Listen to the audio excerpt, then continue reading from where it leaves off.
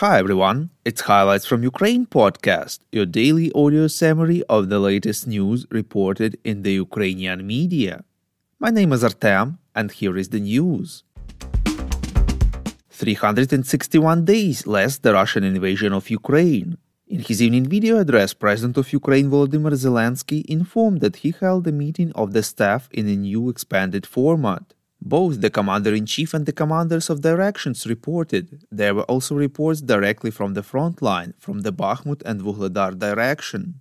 The situation there is very difficult. Zelensky said that Ukrainian forces are breaking the invader and inflicting extremely tangible losses on Russia. According to the president, the more Russia loses there in Donbass, Bakhmut, Vuhledar, Marinka, Kreminna, the sooner we can end this war with Ukraine's victory. He added that military issues, details of intelligence actions cannot be told in full, but Zelensky wants Ukrainians to have predictability right now and the feeling that Ukraine is moving towards its goals. US State Secretary Antony Blinken confirmed media reports about China discussing the possibility of providing Russia with lethal military aid that could be directed to support aggression against Ukraine, reports European Pravda. He said in an interview with NBC that China has supported Russia for a long time, not only politically and economically, but also by providing non-lethal equipment. According to Blinken, if China provides lethal support to Russia in its aggression against Ukraine, it will lead to serious consequences, particularly in US-China relations. He also criticized Beijing's stance on a full-scale Russian invasion of Ukraine, saying China is trying to sit on two chairs. Later, US Ambassador to the UN Linda Thomas-Greenfield said that China would cross a red line if it decides to provide lethal military aid to Russia in its war against Ukraine.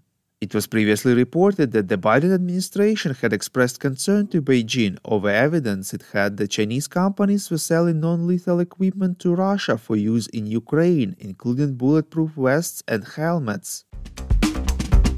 Bloomberg informs that individual members of the European Union supported Estonia's proposal for investments for the joint procurement of ammunition for Ukraine's needs. A relevant decision may be taken at the EU summit next month, reports Obozrevatelь.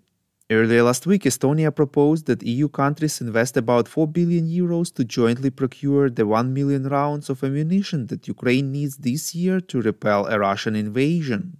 The proposal has received preliminary support from the Netherlands and Romania.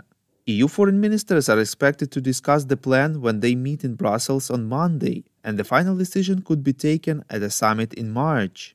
In addition, the joint purchase of arms may be supported by France and Poland, which has announced the creation of a coalition to finance the production of ammunition for Ukraine. The decrease in ammunition stocks causes great concern in the EU, as tens of thousands of them are used up every day on the Ukraine and Russian sides. Although Ukraine uses ammunition more efficiently, it still consumes it faster than Europe is able to produce. According to Reuters, Ukrainian forces use 2,000 to 7,000 artillery shells per day, while Russia uses 20,000 to 60,000.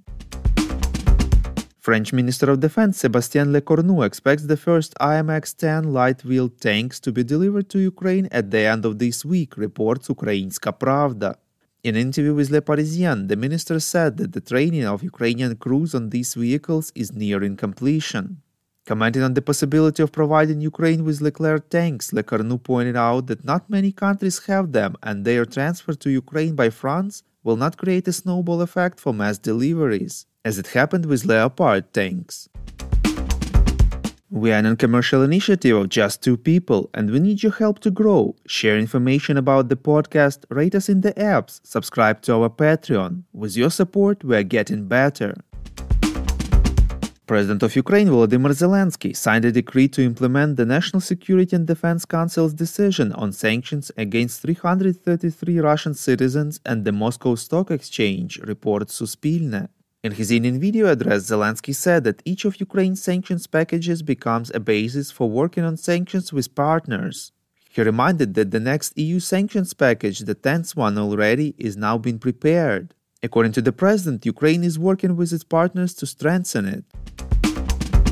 The Ukrainian parliament delegation will not participate in the winter session of the OSCE Parliamentary Assembly, which will be held on 23rd-24th February in Vienna in protest against the admission of Russia's representatives, reports European Pravda. Earlier, Ukraine had opposed the presence of the Russian delegation at the official meeting of the OSCE Parliamentary Assembly and suggested postponing the meeting. Austrian Foreign Minister Alexander Schallenberg defends the country's decision to allow Russian delegates, which are under Western sanctions, at the OSCE meeting in Vienna despite criticism from 2 countries. Representatives of Russia did not take part in the summer and autumn sessions of the OSCE Parliamentary Assembly as the UK and Poland accordingly refused to issue them visas.